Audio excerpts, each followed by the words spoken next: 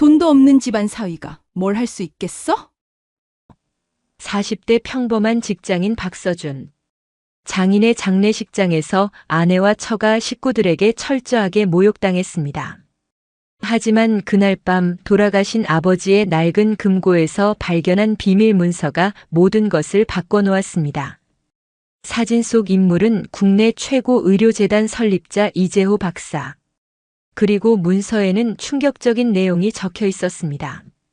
사실 서준은 재단 설립자의 친아들이었던 것입니다. 돈 없는 사위라며 무시했던 아내와 처가 식구들. 하지만 이제 모든 것이 바뀔 차례였습니다. 복수는 이제 시작이었습니다. 돈도 없는 집안 사위가 뭘 할 수 있겠어? 장례식장에 울려 퍼진 날카로운 목소리에 박서준은 고개를 들었습니다.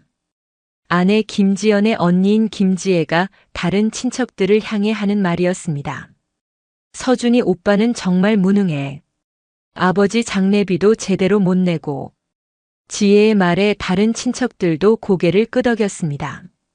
서준은 주먹을 꽉 쥐었지만 아무 말도 할 수 없었습니다. 실제로 장인의 장례비를 마련하지 못해 처가에서 부담하고 있는 상황이었습니다. 40대가 되도록 이 모양이니 참. 처형인 지혜의 남편 최민수도 비아냥거렸습니다. 민수는 작은 사업을 해서 제법 돈을 벌고 있었습니다. 우리 지연이가 정말 고생이 많아. 시어머니까지 나서서 며느리를 동정하는 말을 했습니다. 서준은 그 자리에 서 있는 것조차 부끄러웠습니다. 지연은 남편 서준을 향해 차가운 시선을 보냈습니다. 당신 때문에 우리 가족이 얼마나 창피한지 알아? 지연의 목소리에는 경멸이 가득했습니다. 8년 동안 함께 살면서 이런 말을 들을 줄은 몰랐습니다. 미안해. 내가 무능해서. 서준이 고개를 숙이며 사과했지만 지연은 돌아보지도 않았습니다. 장례식장 한 구석에서 서준은 혼자 서 있었습니다. 조문객들이 와도 인사받을 위치에 서지 못했습니다. 처가 식구들이 앞자리를 차지하고 있었기 때문입니다. 저분이 사위분이세요? 조문객 중 한 명이 물었습니다. 네, 맞습니다만. 좀 형편이 어려우셔서요. 지혜가 대신 대답했습니다. 부끄럽다는 듯한 표정이었습니다. 서준은 얼굴이 화끈거렸습니다. 사람들 앞에서 이런 굴욕을 당하다니. 하지만 어쩔 수 없었습니다. 실제로 경제적으로 어려운 상황이었으니까요. 그때 지연이 누군가와 통화하는 모습을 봤습니다. 멀리 떨어진 곳에서 조용히 이야기하고 있었습니다. 응, 준서가. 아직 장례식장이야. 지연이 대화하는 상대는 회사 후배인 이준석이었습니다. 서준보다 10살 어린 잘생긴 남자였습니다. 곧 끝날 거야. 이혼 절차도 곧 밟을 거고. 지연의 말에 서준은 귀를 의심했습니다. 이혼이라니요? 그래, 더 이상 참을 수 없어. 돈도 없고 능력도 없는 남편이랑 살 수 없어. 지연이 통화하는 내용을 엿들은 서준은 충격에 빠졌습니다. 아내가 벌써 이혼을 생각하고 있다는 것이었습니다. 준서가, 너만 있으면 돼. 나 빨리 자유롭게 해줘. 지연의 애교 섞인 목소리에 서준의 가슴이 미어졌습니다. 남편이 들을 수 있는 곳에서 다른 남자에게 이런 말을 하다니. 통화를 마친 지연이 돌아왔습니다. 서준과 눈이 마주치자 잠깐 당황하는 기색을 보였습니다. 누구랑 통화했어? 서준이 조심스럽게 물었습니다. 회사 사람이야. 업무 연락. 지연은 대수롭지 않다는 듯 대답했습니다. 하지만 서준은 알고 있었습니다. 업무 연락에서 애교를 부릴 리 없으니까요. 장례식이 끝나고 집으로 돌아가는 차 안은 정적이 흘렀습니다. 지연은 핸드폰만 보고 있었고 서준은 운전에만 집중했습니다. 오늘 정말 창피했어. 지연이 먼저 말문을 열었습니다. 장례비도 못 내는 남편 때문에 우리 가족이 얼마나 부끄러웠는지 알아? 서준은 할 말이 없었습니다. 실제로 그랬으니까요. 미안해. 내가 더 열심히 할게. 더 열심히? 40대가 되도록 이 모양인데? 지연의 목소리가 점점 차가워졌습니다. 다른 사람들은 다 성공해서 잘 사는데 당신만 제자리야. 서준은 답답했습니다. 나름대로 열심히 살고 있다고 생각했는데 아내에게는 무능한 남편으로만 보이는 것 같았습니다. 집에 도착해서도 분위기는 나아지지 않았습니다. 지연은 곧바로 방으로 들어가 버렸습니다. 서준은 거실에 혼자 앉아 오늘 있었던 일들을 되돌아봤습니다. 장례식장에서 당한 굴욕이 계속 머릿속을 맴돌았습니다. 돈도 없는 집안 사위, 무능한 남편, 창피한 존재. 이런 말들이 귓가에 맴돌았습니다. 서준은 자신이 정말 그런 사람인지 의문이 들었습니다. 회사에서는 나름 인정받고 있다고 생각했는데 처가에서는 완전히 다른 평가를 받고 있었습니다. 서준은 소주 한 병을 꺼내 마시기 시작했습니다. 술을 마시면서 지난 8년간의 결혼 생활을 돌아봤습니다. 처음에는 분명 지연이 자신을 사랑한다고 생각했습니다. 먼저 고백해온 것도 지연이었으니까요.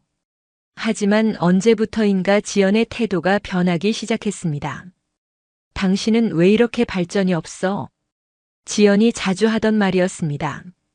처음에는 발전하라는 의미로 받아들였지만 이제는 그냥 불만이라는 걸 알겠습니다.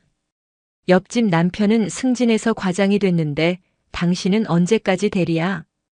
비교당하는 것도 일상이 되어버렸습니다. 서준은 나름대로 열심히 했지만 성과가 눈에 띄지 않았습니다. 술을 마시면서 서준은 깊은 생각에 빠졌습니다. 정말 자신이 무능한 사람일까요? 아니면 기회가 없었던 걸까요? 문득 돌아가신 아버지 생각이 났습니다. 아버지는 평생 성실하게 살았지만 가난했습니다. 서준도 그런 아버지의 뒤를 따르고 있는 것 같았습니다. 아버지, 저는 왜 이렇게 살아야 하는 걸까요? 혼잣말로 중얼거리면서 서준은 또 한 잔을 마셨습니다. 지연은 방에서 나오지 않았습니다. 아마 또 준석과 통화하고 있을 것입니다. 서준은 아무것도 모르는 척했지만 사실 다 알고 있었습니다. 휴대폰 메시지도 확인해 본 적이 있었습니다. 준석과 주고받는 달콤한 메시지들을 봤을 때 가슴이 찢어지는 것 같았습니다.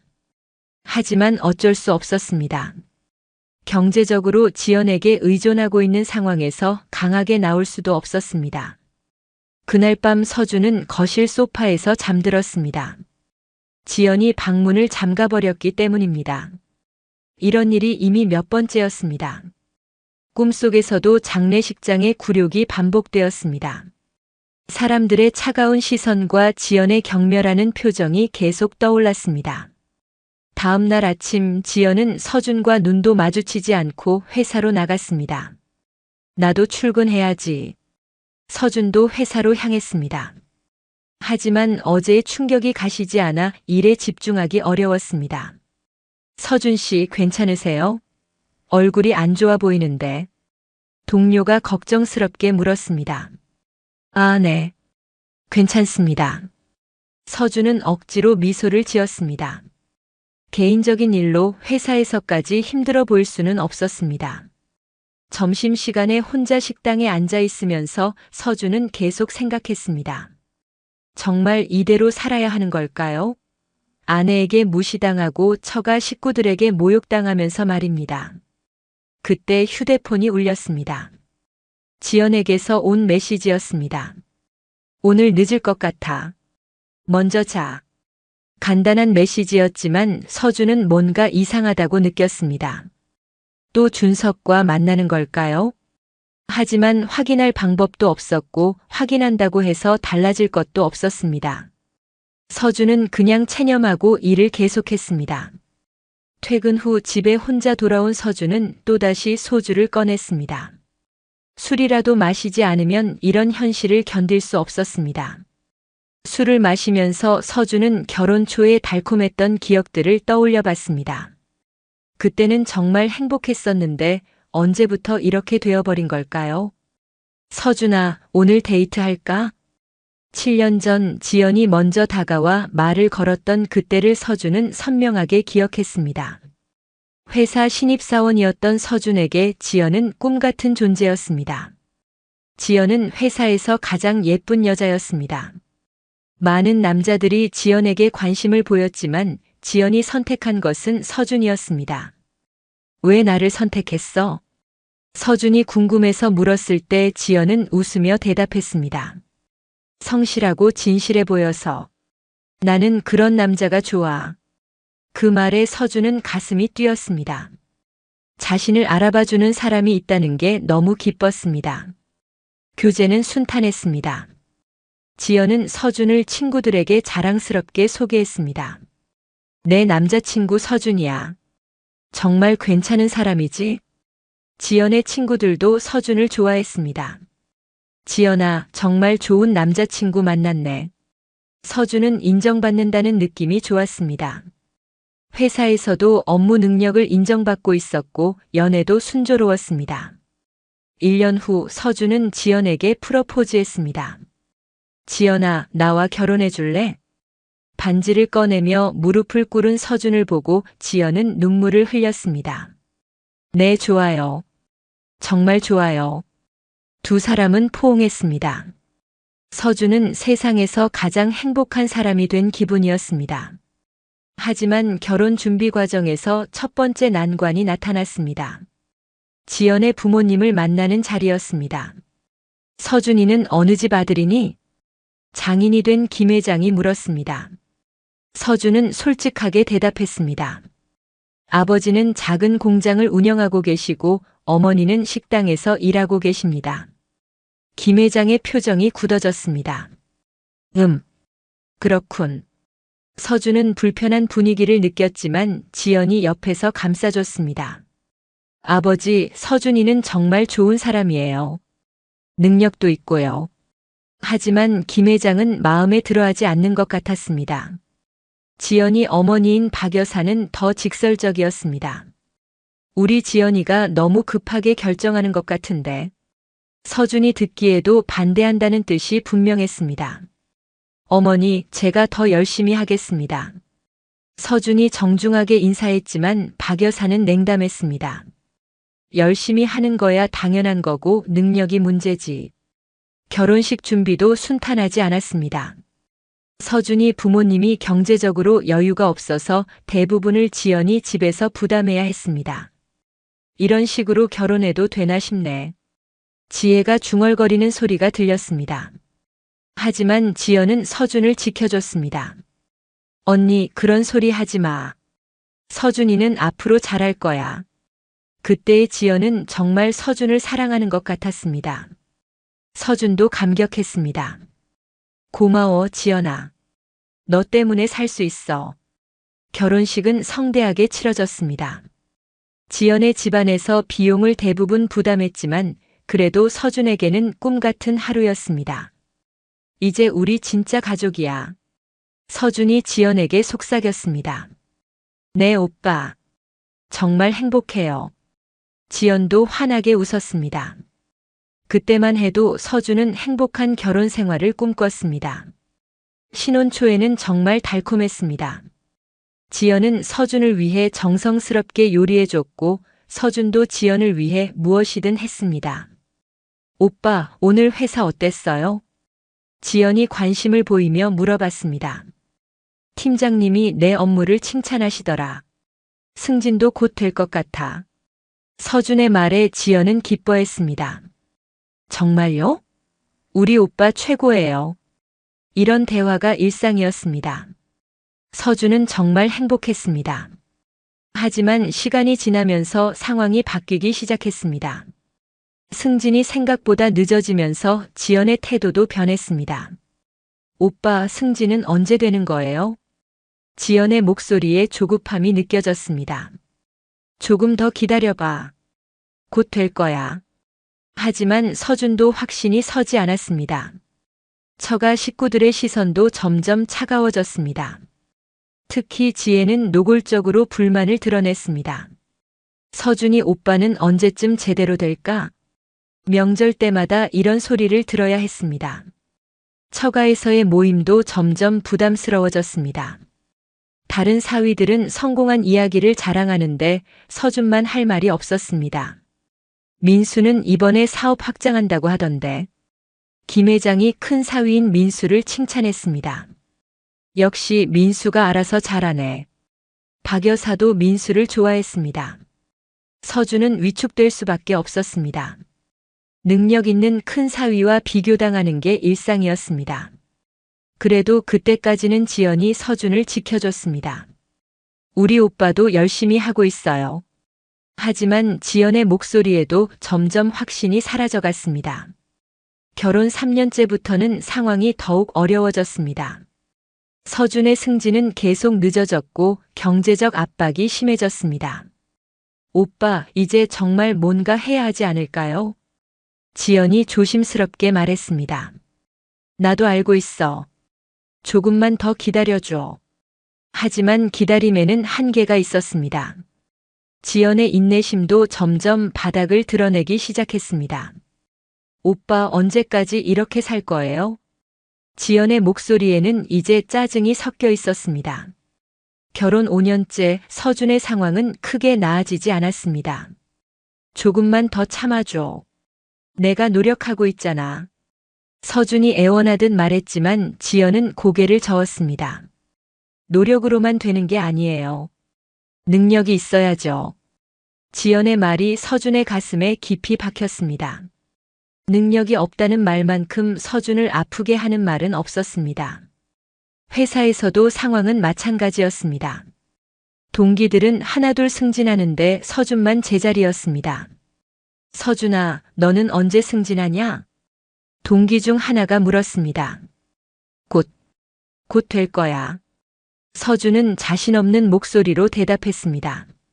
하지만 승진 기회는 계속 다른 사람에게 돌아갔습니다.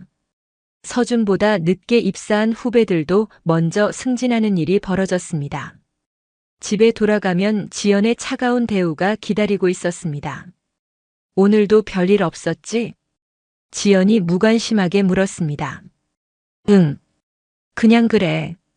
서준도 더 이상 자세히 이야기하지 않았습니다. 어차피 좋은 소식은 없으니까요. 지연은 점점 집에 늦게 들어오기 시작했습니다. 오늘 회식이 있어서 늦을 거야. 하지만 서준은 의심했습니다. 회식이 이렇게 자주 있을 리 없으니까요. 어느 날 지연의 휴대폰에서 메시지 소리가 났습니다. 지연이 샤워하러 들어간 사이였습니다. 준석이라는 이름이 화면에 떠 있었습니다. 서준은 메시지 내용을 확인하고 싶었지만 참았습니다. 부부라고 해도 사생활은 존중해야 한다고 생각했습니다. 하지만 의심은 점점 커져갔습니다. 지연이 준석 이야기를 자주 꺼내기 시작했기 때문입니다. 준석이가 정말 능력 있는 것 같아. 벌써 과장 승진했다고 하더라. 이런 이야기를 들을 때마다 서준은 위축되었습니다. 자신보다 어린 후배가 먼저 승진했다는 사실이 부끄러웠습니다. 그럼 나도 곧 승진할 수 있겠네. 서준이 희망적으로 말했지만 지연은 시큰둥했습니다. 오빠랑 준석이는 능력이 다르잖아요. 이런 말을 들을 때마다 서준은 무력감을 느꼈습니다. 시어머니인 박 여사의 태도는 더욱 노골적이었습니다. 서준이는 언제쯤 사람답게 살 거니? 명절마다 이런 소리를 들어야 했습니다. 어머니, 죄송합니다. 좀 더 열심히 하겠습니다. 서준이 고개를 숙여 사과해도 박 여사는 만족하지 않았습니다. 말로만 하지 말고 실천을 해야지. 처형 지혜는 더욱 직설적이었습니다. 민수는 벌써 사업 확장하는데 서준이 오빠는 뭐하고 있어? 서준을 민수와 비교하는 일이 일상이 되었습니다. 서준은 점점 처가 모임에 참석하기 싫어졌습니다. 가면 갈수록 무시당하는 일만 늘어났기 때문입니다. 오빠, 오늘 우리 집 가기 싫어요? 지연이 서준의 마음을 눈치챘습니다. 아니야. 가야지. 하지만 서준의 목소리에는 의욕이 없었습니다. 처가에 가면 항상 같은 패턴이었습니다. 민수는 사업 성공담을 자랑하고 서준은 듣기만 하는 역할이었습니다. 요즘 매출이 정말 좋아요. 직원도 더 뽑아야 할 것 같아요. 민수의 자랑에 김 회장은 기뻐했습니다. 역시 우리 사위야. 알아서 잘하네. 서준은 그런 칭찬을 들어본 적이 없었습니다. 항상 무능하다는 소리만 들었습니다.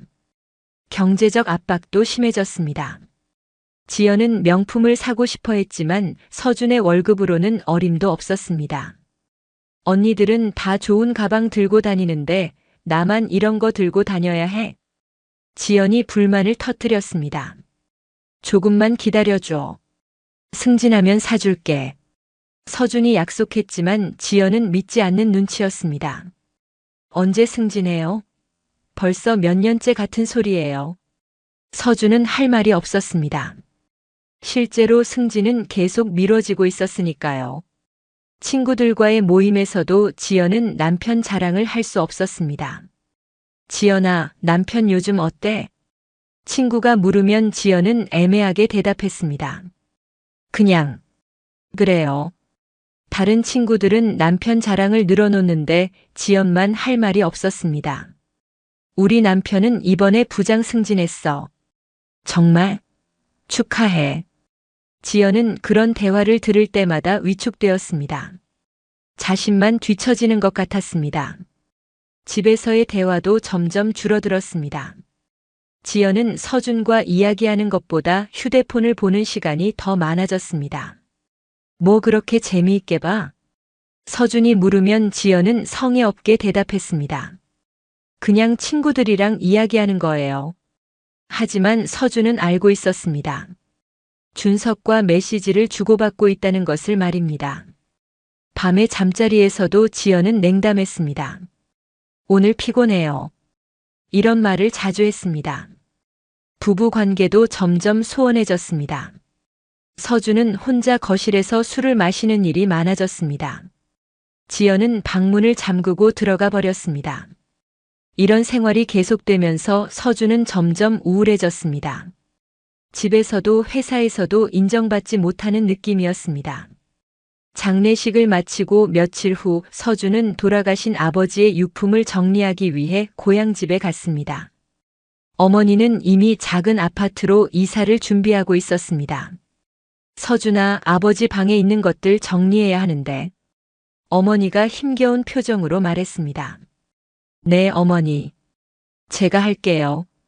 서준은 아버지의 방에 들어가 정리를 시작했습니다. 낡은 옷가지들과 책들이 대부분이었습니다.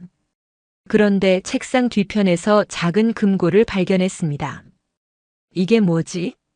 금고는 낡았지만 견고해 보였습니다. 비밀번호를 눌러야 열리는 방식이었습니다.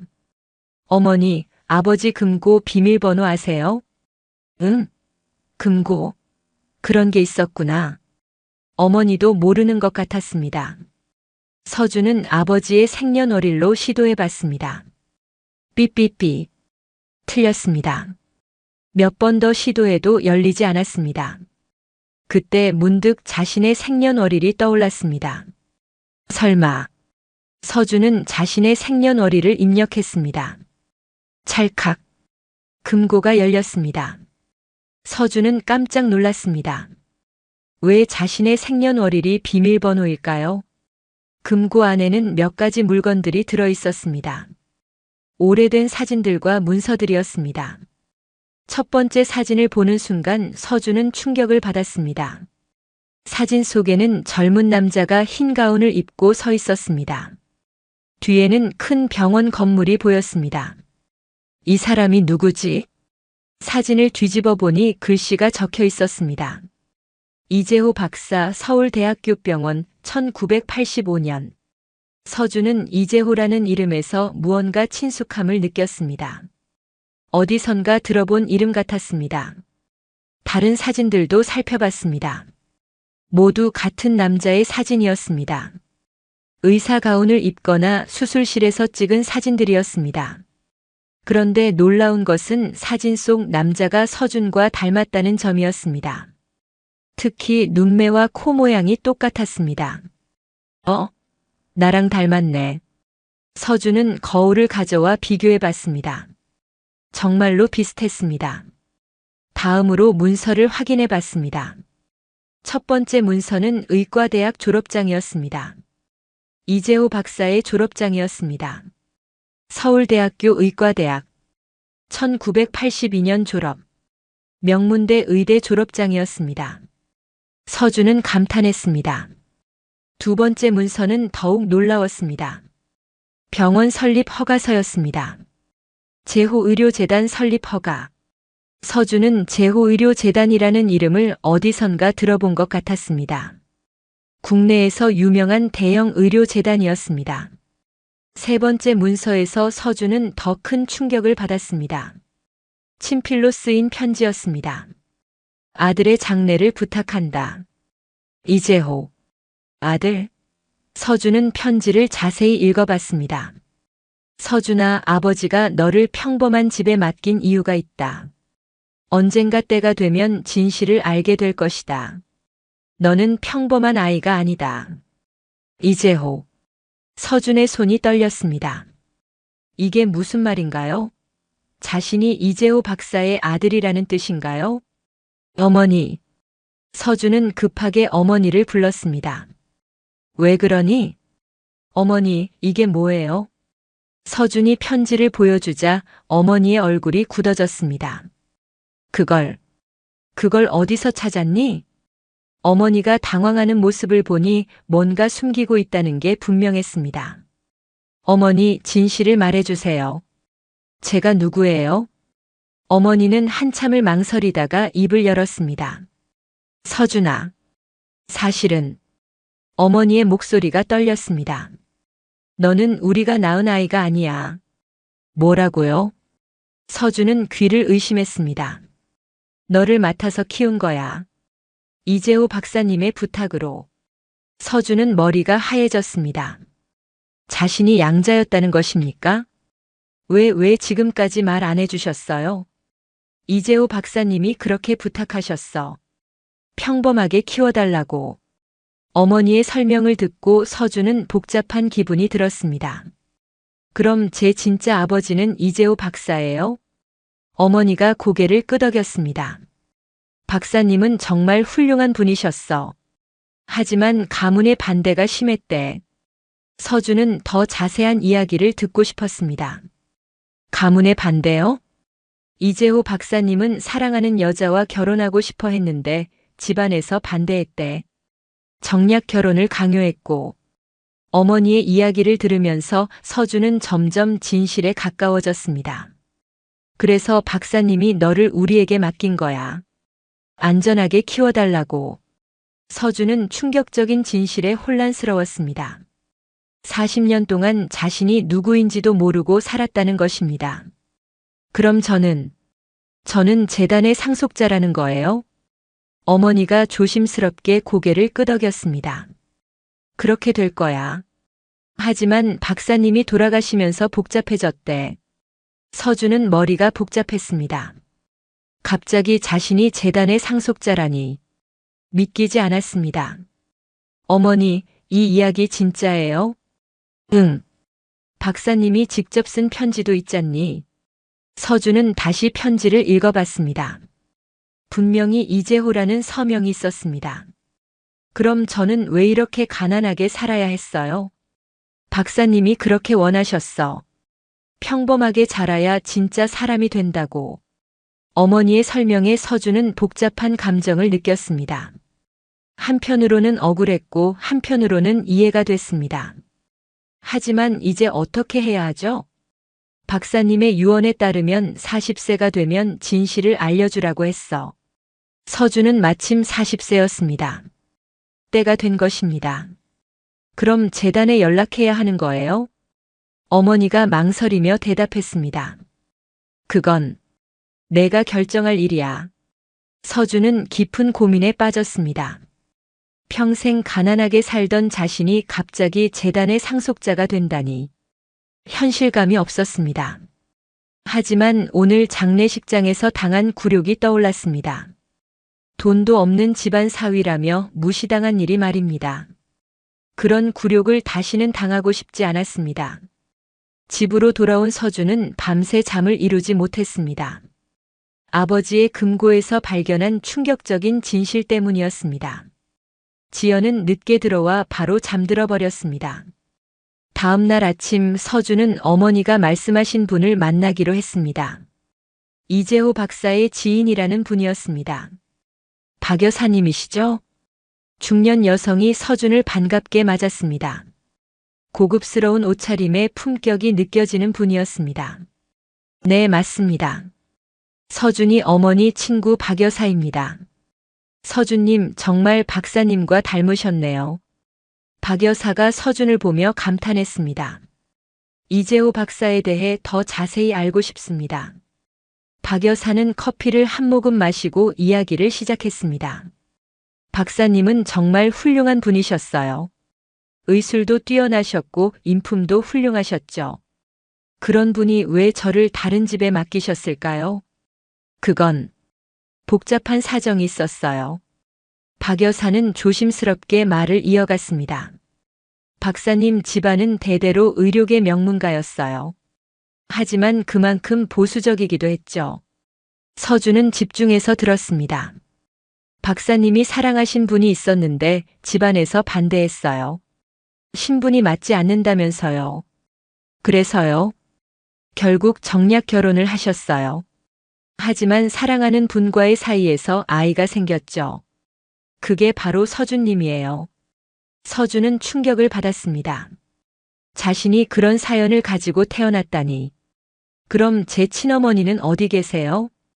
박사님이 돌아가시기 전에 이미 세상을 떠나셨어요. 교통사고였어요. 서준의 가슴이 먹먹해졌습니다. 친어머니의 얼굴도 모르는 채로 살아온 것입니다. 박사님은 너무 괴로워하셨어요. 사랑하는 사람도 잃고 아들도 멀리 보내야 하고. 박 여사의 이야기를 들으면서 서준은 친아버지에 대한 연민을 느꼈습니다. 하지만 서준님의 안전을 위해서였어요. 집안의 권력 다툼이 치열했거든요. 권력 다툼이요? 네. 재단의 상속권을 두고 형제들끼리 다퉜어요. 박사님은 서준님이 그런 싸움에 휘말리는 걸 원하지 않으셨어요. 서준은 이해가 됐습니다. 평범하게 자라라고 한 이유가 있었던 것입니다. 그럼 지금은 누가 재단을 운영하고 있어요? 박사님의 형님이 운영하고 계세요. 하지만 건강이 안 좋으셔서 후계자를 찾고 있어요. 서준의 가슴이 뛰기 시작했습니다. 혹시 제가 그 후계자인가요? 박 여사가 고개를 끄덕였습니다. 박사님의 유언에 따르면 서준님이 40세가 되면 진실을 알려주고 원한다면 재단으로 돌아오게 해달라고 하셨어요. 서준은 현실감이 없었습니다. 어제까지만 해도 돈 없는 사위라며 무시당했는데 갑자기 재단의 상속자라니. 재단은 얼마나 큰가요? 박 여사가 설명했습니다. 국내 10대 의료재단 중 하나예요. 병원만 15개, 연매출이 2조 원 정도 됩니다. 2조 원? 서준은 입이 벌어졌습니다. 상상도 할 수 없는 규모였습니다. 그럼 저는 정말로 그 재단의 상속자인가요? 법적으로는 그렇습니다. 박사님이 미리 준비해 두신 서류들이 있어요. 박 여사가 가방에서 서류를 꺼냈습니다. 이게 박사님이 작성하신 유언장이에요. 그리고 이건 친자 확인서예요. 서준은 서류들을 살펴봤습니다. 정말로 자신이 이재호 박사의 친아들이라는 내용이었습니다. 이걸 보면 법정에서도 인정받을 수 있어요. 서준은 어지러웠습니다. 너무 갑작스러운 변화였습니다. 시간을 좀 주세요. 생각해 볼게요. 당연하죠. 충분히 생각해 보세요. 박 여사는 명함을 건네줬습니다. 결정하시면 연락 주세요. 재단에서도 서준님을 기다리고 있어요. 서준은 명함을 받아들었습니다. 제호의료재단 이사 박영숙이라고 적혀 있었습니다. 집으로 돌아가는 길에 서준은 계속 생각했습니다. 정말 재단의 상속자가 된다면 어떻게 될까요? 돈 걱정은 하지 않아도 될 것입니다. 지연도 더 이상 자신을 무시하지 않을 것이고 처가 식구들도 함부로 대하지 못할 것입니다. 하지만 한편으로는 두려웠습니다. 40년 동안 평범하게 살아온 자신이 갑자기 그런 자리에 설 수 있을까요? 집에 도착했을 때 지연은 아직 집에 없었습니다. 또 늦는다고 연락이 와 있었습니다. 서준은 혼자 앉아서 오늘 들은 이야기를 정리해 봤습니다.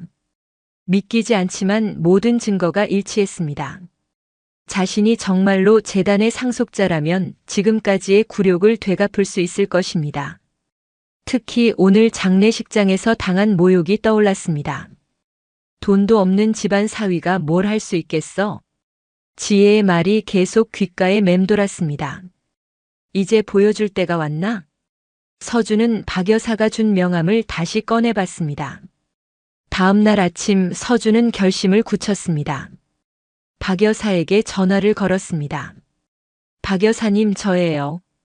박서준입니다. 서준님, 결정하셨나요? 네. 만나서 자세히 이야기해보고 싶습니다. 좋습니다. 오늘 오후에 재단 본부로 오시겠어요? 재단 본부는 강남의 초고층 빌딩이었습니다. 서준은 그 웅장한 건물을 올려다보며 감탄했습니다. 정말 큰 재단이구나. 로비에서 박 여사를 만났습니다. 박 여사는 서준을 이사장실로 안내했습니다.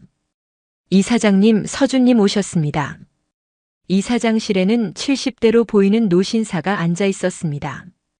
이재호 박사의 형인 이재석 이사장이었습니다. 오, 정말 재호를 닮았구나.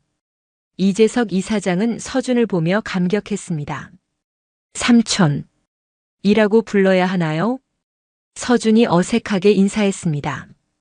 그렇지. 내 아버지의 형이니까. 이재석 이사장의 눈에는 눈물이 맺혔습니다. 재호가 얼마나 너를 그리워했는지 모른다. 서준은 복잡한 감정을 느꼈습니다. 아버지에 대한 그리움과 원망이 동시에 들었습니다. 왜 저를 버리셨어요? 버린 게 아니야. 지키려고 한 거야. 이재석 이사장이 설명했습니다. 당시 우리 집안은 재산 상속을 두고 치열한 싸움을 하고 있었어. 재호는 너를 그런 싸움에서 보호하고 싶었던 거야. 서준은 이해가 됐습니다.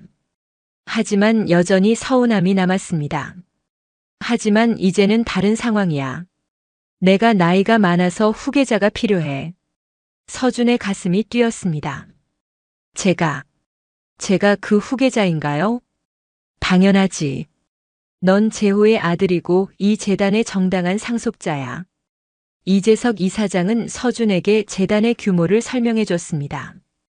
우리 재단은 병원 15개, 연구소 3개, 의과대학 1개를 운영하고 있어. 서준은 그 규모에 압도됐습니다. 직원만 3만 명이 넘어. 너는 이 모든 걸 이어받게 될 거야. 하지만 서준은 자신이 없었습니다. 저는 의학 지식도 없고 경영 경험도 없는데요. 걱정하지 마. 처음부터 모든 걸 할 필요는 없어. 우리가 도와줄 거야. 박 여사도 거들었습니다. 서준님은 이미 기본기가 있어요. 회사에서 인정받고 계시잖아요.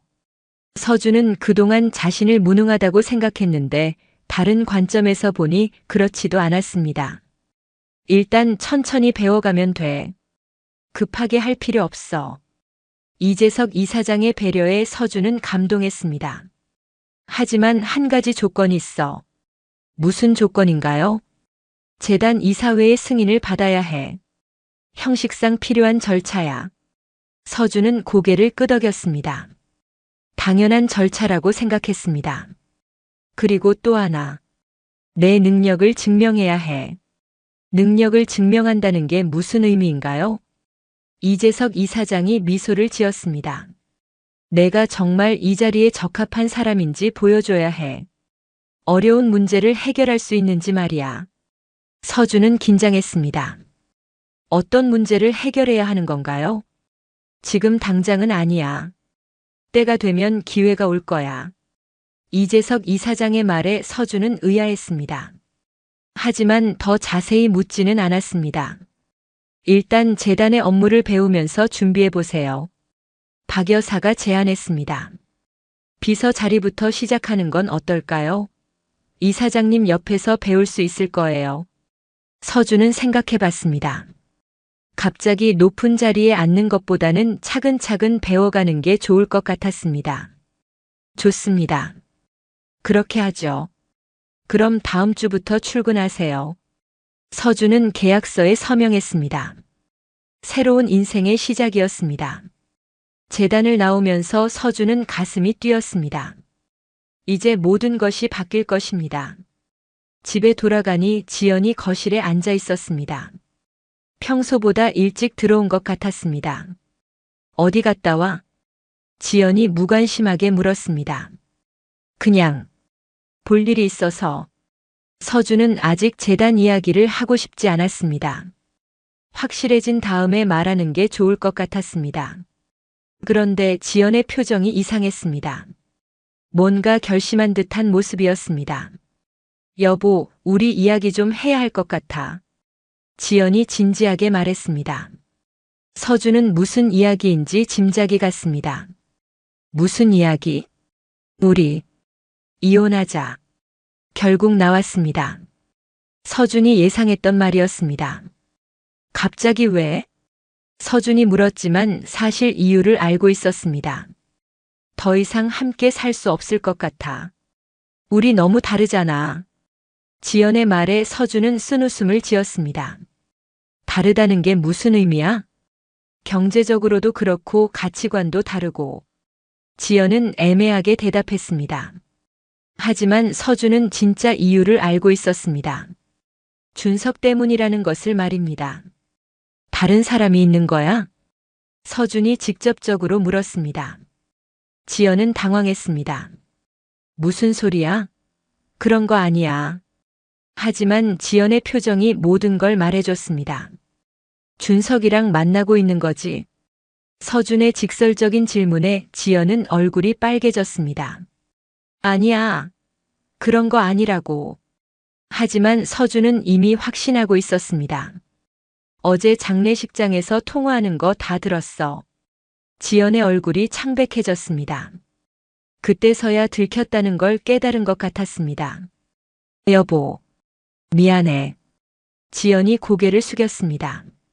미안하다고 해서 해결될 일이야? 서준의 목소리에 분노가 섞였습니다. 8년 동안 함께 살았는데 이렇게 배신하는 거야? 지연은 변명을 시작했습니다. 나도 어쩔 수 없었어. 당신이랑 살면서 너무 힘들었어. 힘들었다고. 내가 뭘 잘못했는데? 당신은 발전이 없어. 나이만 먹고 제자리야. 지연의 말이 서준의 가슴을 찔렀습니다. 그래서 다른 남자를 만난 거야? 준석이는 달라. 능력도 있고 앞으로 승진도 빠를 거야. 지연이 준석을 칭찬하는 말을 듣고 서준은 비참했습니다. 알겠어. 이혼하자. 서준이 단호하게 말했습니다. 더 이상 매달릴 이유가 없었습니다. 정말, 정말로? 지연은 의외로 당황했습니다. 서준이 이렇게 쉽게 동의할 줄은 몰랐던 것 같습니다. 응. 위자료도 요구하지 않을게. 서준의 말에 지연은 안도했습니다. 고마워. 깔끔하게 정리하자. 하지만 서준은 속으로 생각했습니다. 아직 지연은 모르고 있습니다. 자신이 누구인지 말입니다. 곧 모든 게 바뀔 거야. 서준은 혼잣말로 중얼거렸습니다. 이혼 서류에 서명한 다음 날 서준은 재단에 출근했습니다. 새로운 인생의 시작이었습니다. 서준님 환영합니다. 박 여사가 반갑게 맞아줬습니다. 오늘부터 이사장님 비서실에서 근무하시게 됩니다. 서준은 고급스러운 사무실을 둘러봤습니다. 지금까지 근무했던 곳과는 차원이 달랐습니다. 일단 재단의 업무를 파악해 보세요. 이재석 이사장이 두꺼운 파일을 건네줬습니다. 서준은 파일을 펼쳐보며 재단의 규모에 다시 한번 놀랐습니다. 정말 상상을 초월하는 규모였습니다. 하지만 서준에게는 다른 목적이 있었습니다. 바로 복수였습니다. 이사장님, 제가 부탁드릴 일이 있습니다. 무엇이든 말해보렴. 저를 무시했던 사람들이 있어요.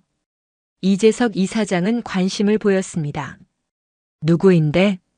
서준은 지연과 처가 식구들 이야기를 했습니다. 그리고 어제 장례식장에서 당한 굴욕도 자세히 설명했습니다. 그래서 복수하고 싶어? 네. 하지만 정당한 방법으로요. 이재석 이사장이 미소를 지었습니다. 좋아. 그럼 우리가 도와주지. 서준은 기뻤습니다.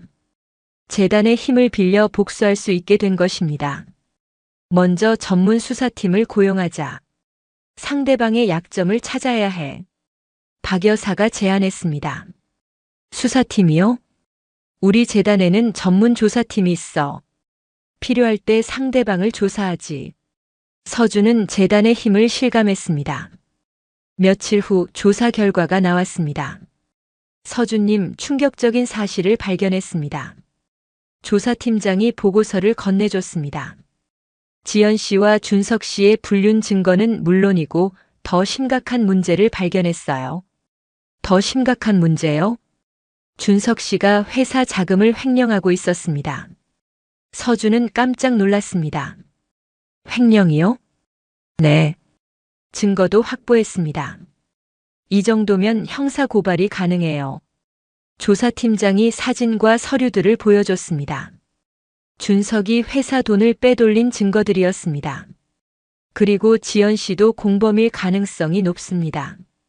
지연이도요? 네. 준석 씨가 횡령한 돈으로 지연 씨에게 비싼 선물을 사준 기록이 있어요. 서준은 분노가 치밀어 올랐습니다. 자신을 무능하다고 무시하면서 뒤에서는 이런 일을 하고 있었던 것입니다. 이 증거들로 무엇을 할 수 있나요? 형사 고발은 물론이고 민사소송도 가능합니다. 그리고 조사팀장이 의미심장하게 웃었습니다. 언론에 제보할 수도 있죠. 우리가 아는 기자들이 있거든요. 서준은 완벽한 복수 계획이 떠올랐습니다. 좋습니다. 모든 걸 준비해 주세요. 이재석 이사장도 서준의 결심을 지지했습니다. 재호의 아들답구나. 정의감이 있어. 며칠 후 서준은 최고의 변호사를 선임했습니다. 재단에서 추천한 대형 로펌의 대표 변호사였습니다. 이 정도 증거면 승소는 확실합니다. 변호사도 자신 있게 말했습니다. 횡령 혐의로 형사 고발하고 동시에 위자료 청구 소송을 제기하겠습니다. 서준은 모든 준비가 끝났음을 확신했습니다. 그리고 한 가지 더. 언론 플레이도 준비해 주세요. 서준의 말에 변호사가 고개를 끄덕였습니다. 알겠습니다. 모든 게 동시에 터지도록 하겠습니다. 복수의 서막이 오르기 시작했습니다. 한 달 후 서준의 복수 계획이 실행되었습니다. 그날 아침 여러 언론사에서 일제히 기사를 터뜨렸습니다. 대기업 과장, 회사 자금 횡령 혐의로 구속. 불륜 상대와 공모해 수억 원 빼돌려. 기사 제목들이 인터넷을 도배했습니다. 준석의 사진과 함께 지연의 사진도 공개되었습니다. 지연은 회사에서 긴급히 집으로 돌아왔습니다. 여보, 이게 뭐야? 지연이 핸드폰 화면을 보여주며 소리쳤습니다. 뭐가? 서준은 모르는 척했습니다. 준석이 구속됐어. 횡령 혐의로. 그래? 그런 일이 있었구나. 서준의 태연한 모습에 지연은 당황했습니다. 당신이 신고한 거야? 왜 내가 신고를 해? 나는 아무것도 안 했어. 하지만 지연은 의심했습니다. 분명 당신이 한 거야. 복수하려고. 서준은 웃었습니다. 복수? 나한테 그런 능력이 있다고 생각해? 지연은 할 말이 없었습니다. 평소 서준을 무능하다고 생각했기 때문입니다. 그날 오후 경찰이 집으로 찾아왔습니다. 김지연 씨시죠? 동행해 주시기 바랍니다. 지연은 수사를 받기 위해 경찰서로 끌려갔습니다. 횡령 공범 혐의였습니다. 서준은 혼자 집에 남아 만족스러운 미소를 지었습니다. 계획대로 진행되고 있었습니다. 저녁에 지연이 돌아왔을 때는 완전히 초췌해져 있었습니다. 여보, 도와줘. 지연이 울면서 매달렸습니다. 내가 어떻게 도와줘? 서준은 냉담하게 대답했습니다. 변호사 선임해줘. 돈이 필요해. 돈? 내가 어디서 돈을 구해? 서준의 말에 지연은 절망했습니다. 그때까지만 해도 지연은 서준이 재단의 상속자라는 사실을 몰랐습니다. 다음 날 더 큰 충격이 기다리고 있었습니다. 서준이 재단의 신임 이사로 임명되었다는 기사가 나온 것입니다. 제호의료재단 신임 이사에 박서준 씨 임명. 이재호 박사의 친아들로 밝혀져. 지연은 기사를 보고 기절할 뻔했습니다. 여보, 이게 뭐야? 지연이 떨리는 목소리로 물었습니다. 보는 그대로야. 서준이 담담하게 대답했습니다. 당신이 재단의 상속자였어? 이제야 알았구나. 서준의 말에 지연은 충격에 빠졌습니다. 왜 말 안 해줬어? 말해줬으면 태도가 달라졌을까? 서준의 질문에 지연은 대답하지 못했습니다. 처가 식구들도 패닉에 빠졌습니다. 김 회장이 급히 전화를 걸어왔습니다. 서준아, 이게 정말이냐? 네, 장인어른. 정말입니다. 그럼 우리가. 김 회장은 말을 잇지 못했습니다. 그동안 서준을 얼마나 무시했는지 깨달았기 때문입니다. 지혜도 급히 달려왔습니다. 서준이 오빠, 정말 죄송해요. 갑자기 존댓말을 쓰기 시작했습니다. 그동안 몰라봐서 죄송합니다. 서준은 냉소를 지었습니다. 이제 와서 사과해봤자 늦었죠. 일주일 후 법정에서 재판이 열렸습니다. 준석과 지연은 피고석에 앉아 있었습니다. 서준은 원고석에서 당당하게 앉아 있었습니다. 옆에는 최고급 변호사가 함께했습니다. 피고들의 횡령과 불륜이 명확히 입증되었습니다. 판사가 판결을 내렸습니다. 피고 이준석은 횡령 혐의로 징역 3년에 처한다. 피고 김지연은 공범으로 징역 1년 6개월에 처한다. 또한 위자료 5억 원을 원고에게 지급하라. 서준은 완벽한 승리를 거뒀습니다. 법정을 나오면서 서준은 지연에게 마지막 말을 했습니다. 돈 없는 사위가 뭘 할 수 있겠냐고 했지? 이제 알겠어? 지연은 눈물을 흘리며 고개를 숙였습니다. 정말 미안해. 하지만 서준은 돌아보지 않았습니다. 6개월 후 서준은 재단의 정식 이사장으로 취임했습니다. 취임식에는 의료계와 재계의 유명 인사들이 대거 참석했습니다. 박서준 신임 이사장의 취임사입니다. 사회자의 소개에 서준이 연단에 섰습니다. 기자들 앞에서 서준은 당당하게 선언했습니까? 이제 약한 사람들이 억울하지 않도록 제가 반드시 지켜내겠습니다. 박수가 터져 나왔습니다. 서준은 마침내 자신이 원하던 자리에 올라선 것입니다. 취임식 후 서준은 창밖을 바라보며 생각했습니다. 돈 없는 사위에서 재단 이사장까지. 인생이 이렇게 바뀔 수 있구나. 복수는 완성되었습니다. 하지만 서준에게는 이제 더 큰 책임이 남아 있었습니다. 진짜 실력을 보여줄 때가 온 것입니다. 오늘 이야기 좋으셨다면 구독, 댓글, 알람 설정 부탁드립니다. 여러분의 소중한 댓글 하나가 영상 제작에 큰 힘이 됩니다. 감사합니다.